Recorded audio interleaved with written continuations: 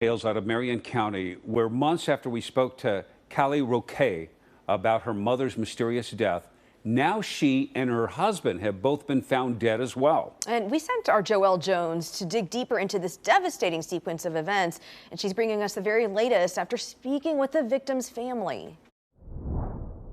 This is a difficult story to report on. I had the pleasure of meeting Callie back in November when she invited us to this very home here in Salem to speak about the suspicious death of her mother, Teresa Hethorn. Now, 5 months later, family and neighbors tell us she and her husband met a similar fate in this very home, leaving behind 2 beautiful children and a string of people who will love and miss them.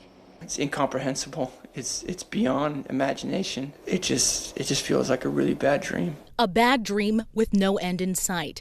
Stationed in Japan, Daniel Hethorn says he received a call Friday morning in the same place he had taken a call from his sister, Callie Roque, receiving the news of their mother's suspicious death in November. But he says this time the bad news wasn't coming from Callie, but about her. I was almost in the exact same place in my house when Callie called me about her mom.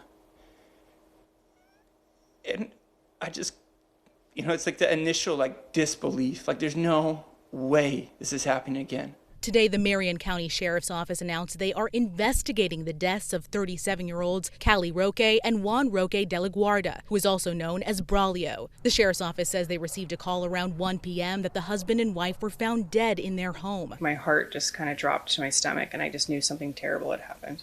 A home we were inside with them just 5 months ago, as we covered the suspicious death of Roque's mother, Teresa Hethorn, who was found deceased in her Monmouth home back in November. And while the Polk County DA has not released any updates in that case yet, Hethorn tells us he and his sister had grown even closer while grieving through the investigation. We'd been going through something again together, and it was like, okay, when it gets really dark and sad, it's like I get someone to kind of hold my hand and help me through. Despite living in Japan, Hethorn says he was determined to get back to care for his sister's 2 children, who he tells me meant the world to Roque. That was her whole life was how do I make the kindest, gentlest, most caring, beautiful human beings that I can. Described as a champion of women's rights and a social worker with a heart for taking care of people, her brother says Roque was the shoulder to lean on when things got tough. And as investigators work to uncover what led to 3 family deaths in 5 months, it's clear the similarities in these cases go beyond how the family was found, but in how deeply they will be missed by their surviving family and the community they served. I just want to make their lives as rich and full as their mom would have. Just gonna give them the world that they deserve, and not the one that they were given.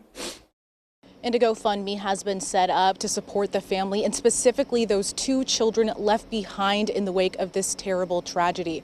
We have linked details at coin.com. And while there's been no updates on the cause of death for either of these cases, we have filed some records requests as we work to get answers this family deserves. Reporting in Salem, I'm Joelle Jones, KOIN 6 News. Such a heartbreaking tragedy. And now tonight,